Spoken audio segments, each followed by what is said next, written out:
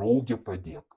Ką anglų kalboje reiškia posakis still waters run deep? Ar tai yra komplimentas ar įžeidimas? Jeigu anglakalbė apie tave sako still waters run deep, neįsižeisk. Labai tikėtina, kad tu esi tylus ir santūrus žmogus, kurio viduje slypi daugiau negu matosi iš pirmo žvilgsnio. Taip dažnai kalbama apie gilių minčių ir emocijų žmonės. Supratau. O koks šio posakio būtų lietuviškas atitikmuo? Kaip jį išversti į gimtąją kalbą?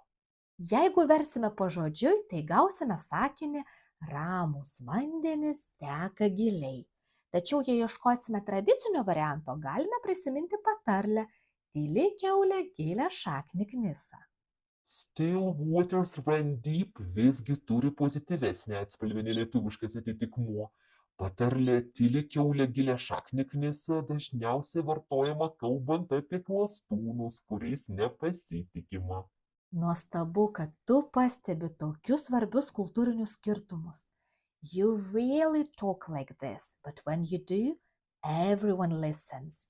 Still waters run deep.